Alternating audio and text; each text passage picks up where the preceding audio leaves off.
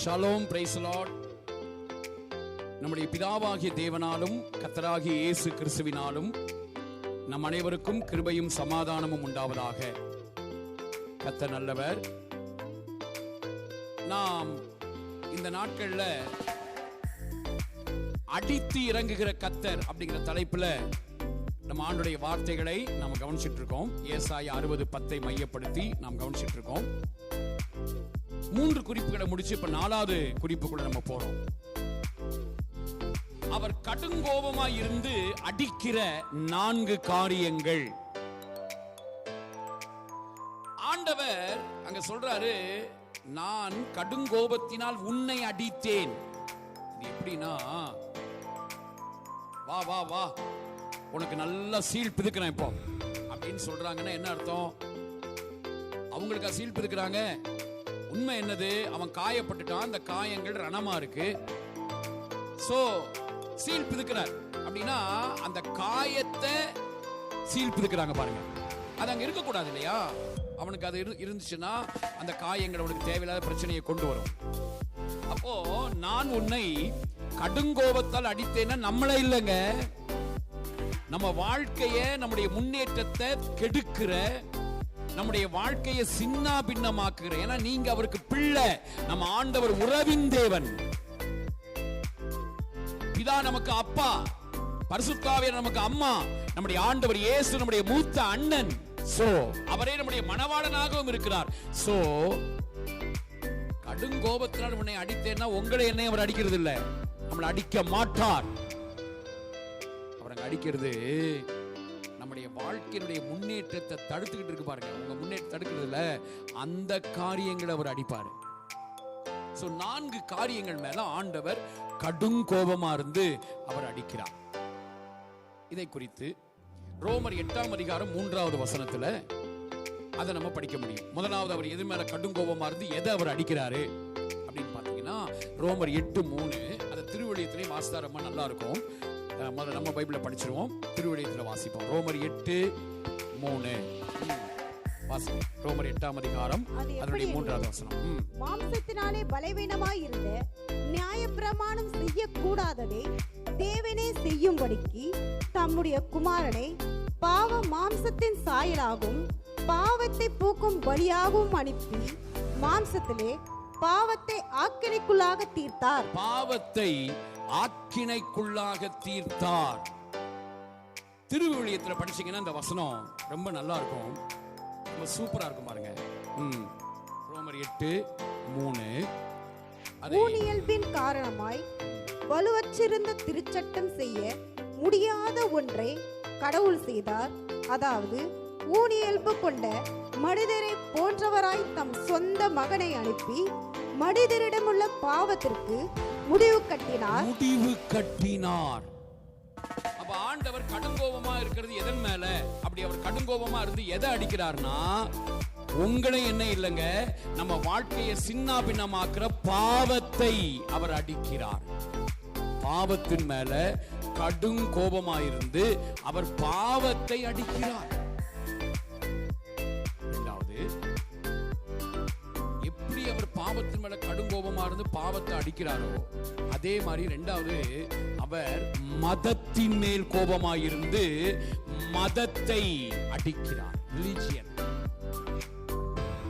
மனிதனை ஆண்டவர் பக்கமா நெருங்க விடாம சுயநீதியை முக்கியப்படுத்தி ஏன் காரியம் நான் செய்வேன், நான் பண்ணுவேன், நான் இப்படி பண்ணிடுவேன், நான் அப்படி பண்ணிடுவேன், எங்களுக்கு நாங்க பண்ணாததா, நாங்க அறியாததா, எங்களுக்கு தெரியாததா, நாங்க செய்யாததா, இப்படி எல்லாம் பேசுற இந்த மத ஆவி இருக்கு பாருங்க. இதுக்கு பேர் மத ஆவி, ரிலிஜியஸ் ஸ்பிரிட். தங்களை சார்ந்து கொண்டு தன்னுடைய சுயநீதியை சார்ந்து கொண்டு இருக்கிற இந்த மத ஆவி இருக்கு இல்லையா, அந்த மத ஆவியை அவர் அடிப்பார். யோவான் 2:14, 15, 16 வசனங்களில் நம்ம அதை படிக்க முடியும். யோவான் 2ஆம் அதிகாரத்துல 14, 15, 16.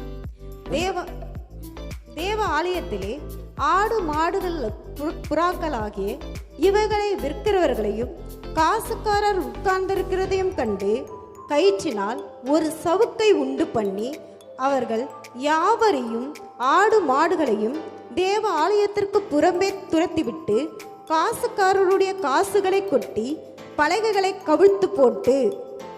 படிங்க அடுத்த வசனம்.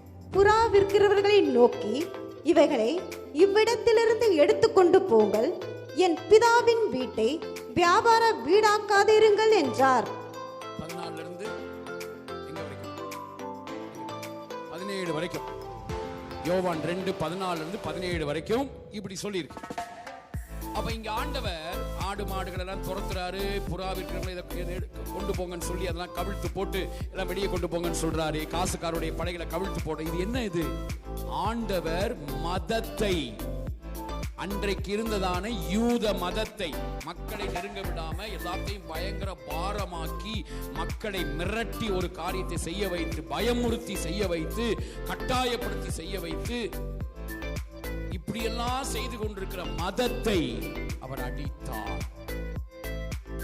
இன்னைக்கும் ஆண்டவரோடு உறவாடுவதற்கு விரோதமாக கர்த்தரை நெருங்க விடாமல் காரியங்களை பயங்கர கடினமாக்கி மிரட்டி பயமுறுத்தி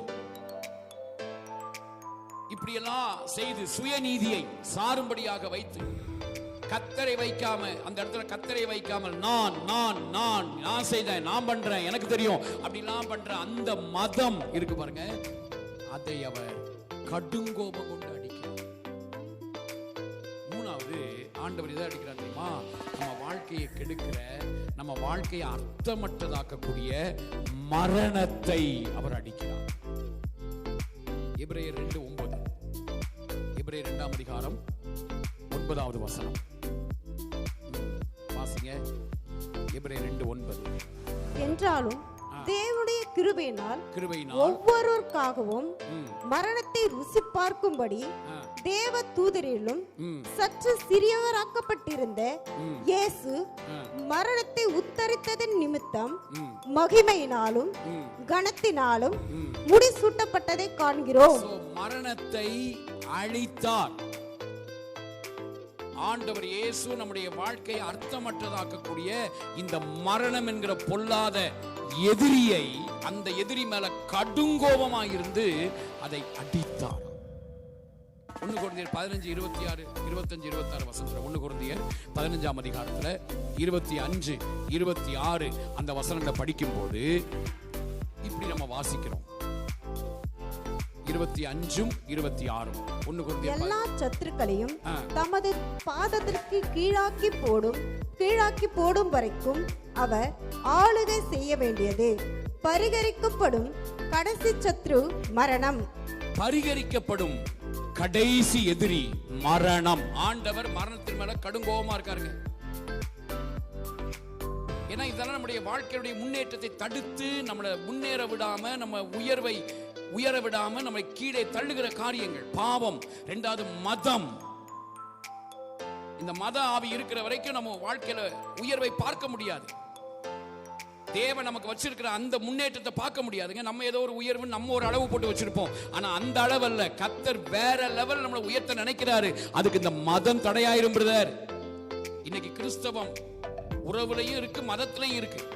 அந்த மதத்தை கர்த்தர் அடிக்கிறார். பயமுறுத்தி மிரட்டி கட்டாயப்படுத்தி செய்து அந்த ஒரு சுயநீதியிலேயே வாழ்றது, அதை தேவன் அடிப்பார். அடுத்து மரணத்தை அடிக்கிறார். அடுத்து 4வது நம்முடைய வாழ்க்கையை கெடுக்கிற பிசாசு, நம்முடைய எதிராளி இருக்க பார்த்தீங்களா, அவனையும் கடுங்கோபமாயிருந்து அவனையும் அடித்தார். எபிரேயர் 2ஆம் அதிகாரம் 14, 15 வசனம். எபிரேயர் 2:14, 15 வசனம். ஆதலால் பிள்ளைகள் மாம்சத்தையும் இரத்தத்தையும் உடையவர்களாயிருக்க அவரும் அவர்களைப் போல மாம்சத்தையும் இரத்தத்தையும் உடையவரானார். மரணத்துக்கு அதிகாரியாக பிசாசானவரை தமது மரணத்தினாலே அழிக்கும்படிக்கும் ஜீவ காலமெல்லாம் மரண பயத்தினாலே அடிமைத்தனத்திற்கு உள்ளானவர்கள் யாவரையும் விடுதலை பண்ணும்படிக்கும் அப்படியானார். மரணத்துக்கு அதிகாரியா இருக்கிற பிசாசானவனை சிலுவையில் அவனுடைய தலையை நசுக்கிறார் பாருங்க. அவனுடைய கிரியைகளை அழிக்கிறார். இன்னைக்கு அவன் ஒரு தோற்கடிக்கப்பட்ட எதிரியாக மாறிவிட்டான். இயேசு அவனை சிலுவையில தோற்கடிச்சிட்டான். பிரதர்ஸ் அண்ட் சிஸ்டர்ஸ், பாவம் உங்க வாழ்க்கையை சின்ன பின்னமாக்குதில்ல. கர்த்தர் உங்களை அடிக்க மாட்டாரு, உங்க வாழ்க்கையை சின்ன பின்னமாக்குற அந்த பாவத்தை ஏற்கனவே அடிச்சிட்டார். இப்ப பவர்லெஸ். ரெண்டாவது மதம். கிறிஸ்தவ வாழ்க்கையில் எப்போ பார்த்தாலும் பயந்துக்கிட்டு பரலோகம் போக மாட்டோமோ, நரகத்துக்கு போயிடுவோமோ அப்படின்னா நீங்க பயந்து பயந்து பயந்து பயந்து அப்படி குற்ற உணர்வில் இருக்கிற பார்த்தீங்களா, அந்த உணர்வை கொண்டு வருகிற மதம், அதை தேவன் அழிக்கிறார். மூணாவது, ஆண்டவர் மரணத்தை, அதாவது மரணம்னு சொல்லும்போது அந்த மரணத்தோடு சம்பந்தப்பட்ட எல்லா காரியங்கள், வியாதி, தரித்திரம், தனிமை உணர்வு, குடும்பத்தில் சமாதானமற்ற சூழல்கள், வறுமை, இன்னும் என்னென்னலாம் இருக்கோ, சுய பரிதாபம், விரக்திகள், இதெல்லாம் அழிக்கிறார். கடுங்கோபமா இருக்கார் இது மேல. அடுத்தது பிசாஸ், நம்முடைய எதிராளியாகிய பிசாஸ். அதனால தாங்க அவன் இப்போ வெளியே தான் சுத்திட்டு இருக்கான். எவனை விழுங்கலாமோ அப்படின்னு நமக்குள்ளெல்லாம் அவன் இப்போ வர முடியாது. அவன் வெளியே தான் சுத்திட்டு திரிய முடியும். ஏன்னா அவன் தோற்கடிக்கப்பட்ட எதிரி. நம்ம இடம் கொடுத்தாதாங்க அவன் உள்ள வர முடியும். 3 பேரும் சேர்ந்து, பிதா, குமாரன், பரிசுத்த ஆவி ஆகிய திரியேக தேவன் 3 பேரும் சேர்ந்து இந்த 4 காரியத்தை அடி அடி அடி நடிச்சிருக்காங்க. உங்க மேல என் மேல வச்சிருக்கிற அன்பினால். தொடர்ந்து நம்ம கவனிப்போம்.